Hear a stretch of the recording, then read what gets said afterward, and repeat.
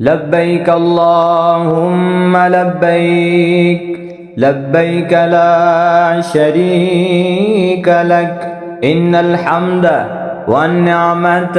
لك والملك لا شريك لك لبيك اللهم لبيك لبيك لا شريك لك إن الحمد والنعمة لك والملك لا شريك لك. نحمده ونصلي ونسلم على رسوله الكريم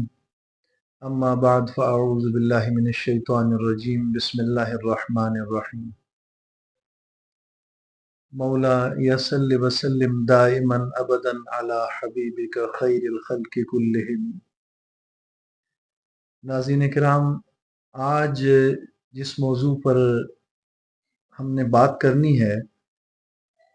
وہ ہے وقوف مزدلفہ اور قیام مزدلفہ.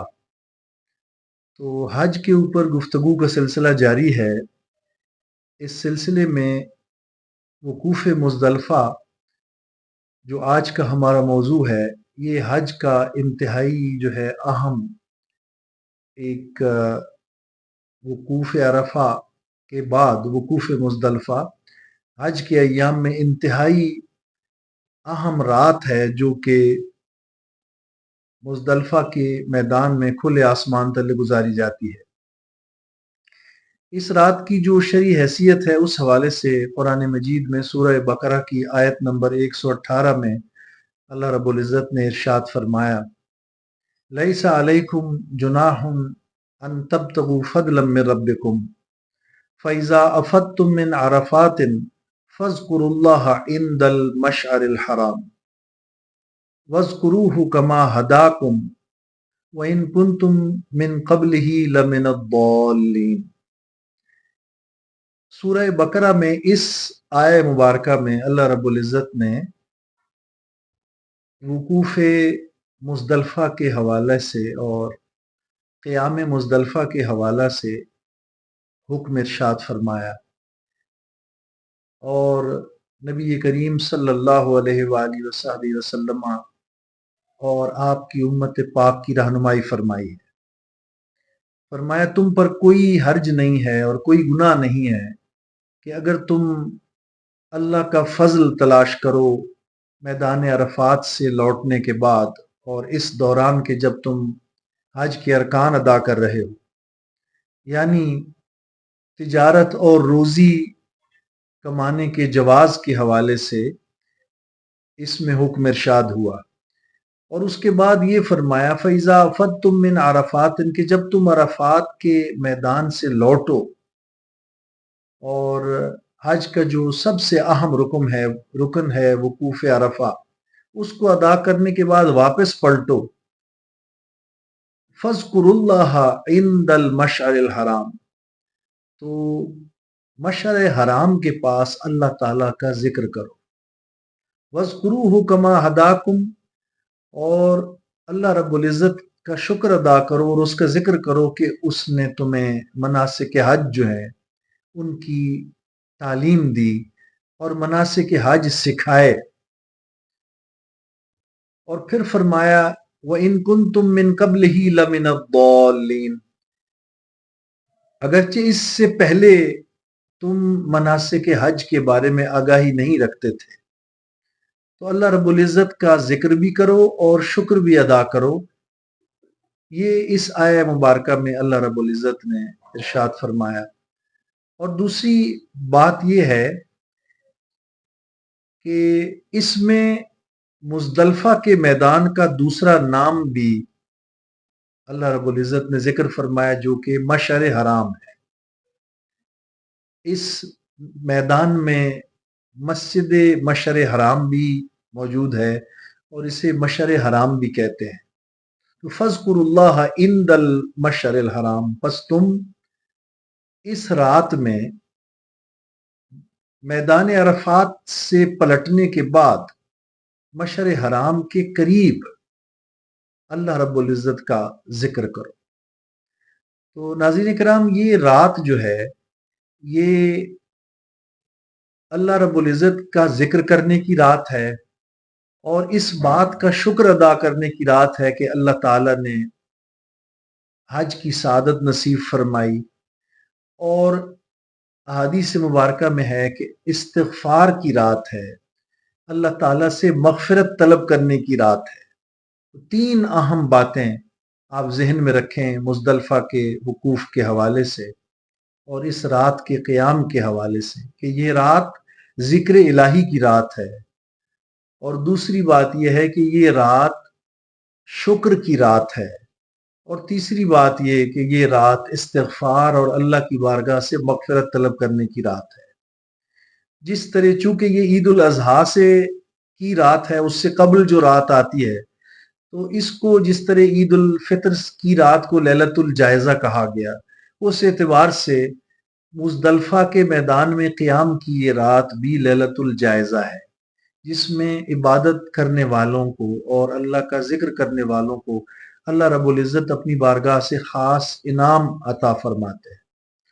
تو سامعین محترم، یہ رات اس اعتبار سے بہت اہم ہے، اور اس رات کا قیام حجاج کرام کے لیے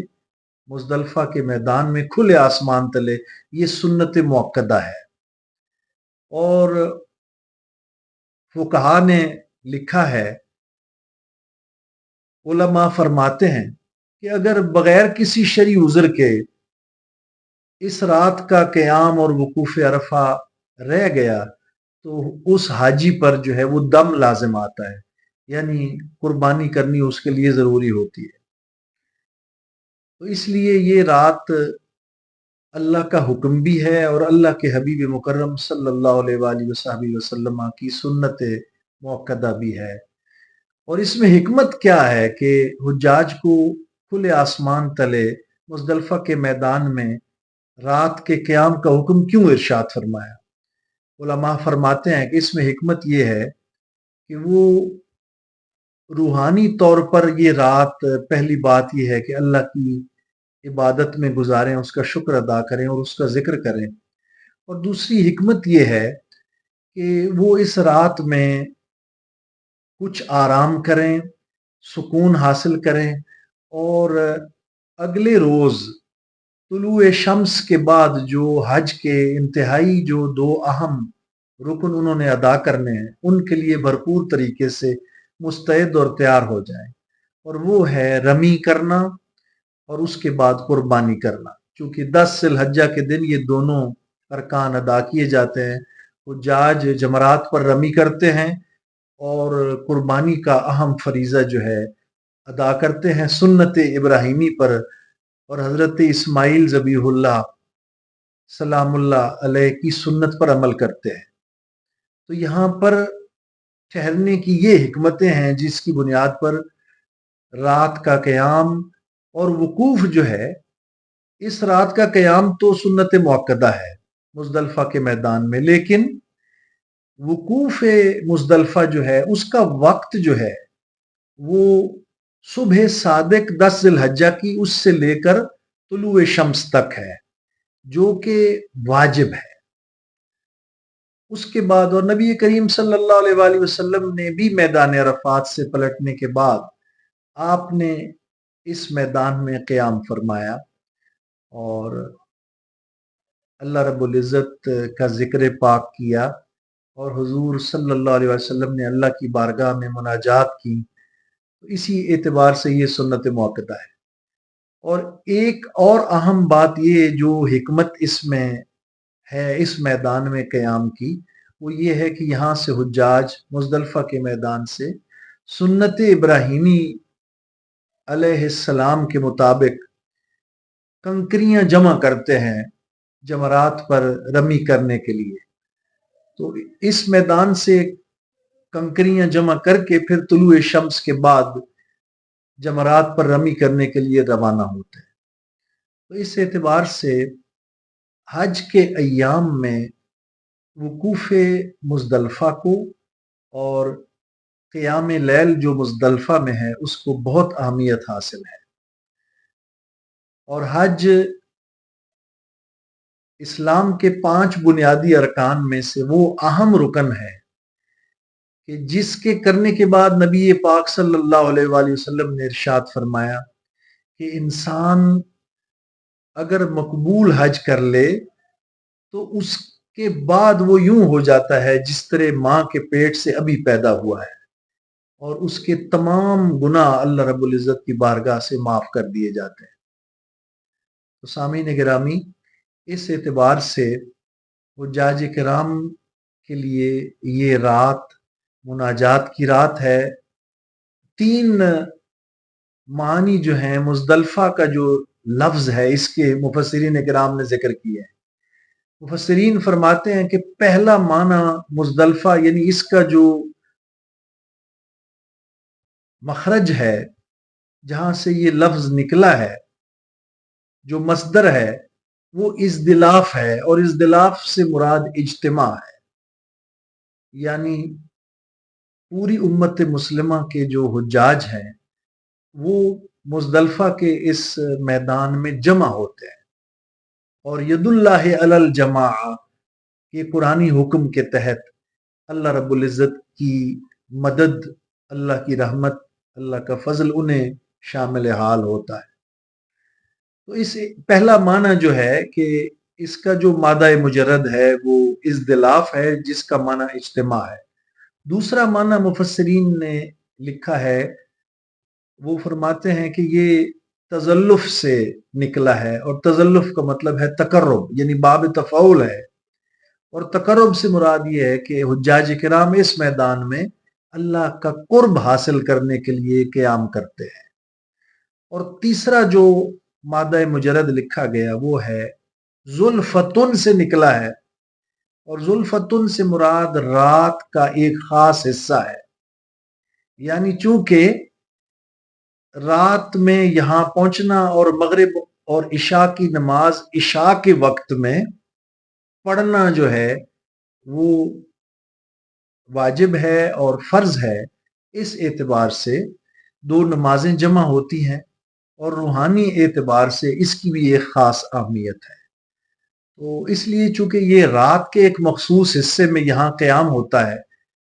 اور مناجات ہوتی ہیں اللہ کی بارگاہ میں، حجاج کرام دعائیں کرتے ہیں اور استغفار کرتے ہیں، ان کا اجتماع ہوتا ہے، اس لیے وہ کہتے ہیں کہ یہ ذوالفطن سے ماخوذ ہے۔ تو یہ تینوں توجیہات جو مفسرین کرام نے، جن میں تفسیر قرطبی کے جو مصنف ہیں حضرت امام قرطبی رحمۃ اللہ تعالی علیہ، انہوں نے بھی یہی توجیہات لکھی ہے اور انہی کی تائید کی ہے۔ دیگر مفسرین نے بھی یہ 3 توجیہات بیان کی ہے۔ اس لیے فقہی مسائل کے اعتبار سے اس رات کے قیام کو سمجھنا کہ یہ سنت مؤکدہ ہے اور وقوف جو صبح کا ہے وہ واجب ہے، یہ چیزیں سمجھ کر مناسک حج کو پوری طرح سمجھ کر حجاج کرام کو یہ وقوف مزدلفہ جو ہے یہ کرنا چاہیے۔ میں اللہ کی بارگاہ میں دست دعا دراز کرتا ہوں کہ اللہ تعالیٰ مجھے اور آپ کو یہ مبارک رات جو ہے مزدلفہ کے میدان میں عطا فرمائے، اور صحیح معنوں میں ہمیں مناسک حج ادا کر کے مقبول حج عطا فرمائے، تاکہ ہمارے صغیرہ کبیرہ گناہ اس کی برکت سے اللہ رب العزت معاف فرما کر اسے ہمارے لیے ذریعہ نجات بنا دے۔ وما علینا الا البلاغ المبین۔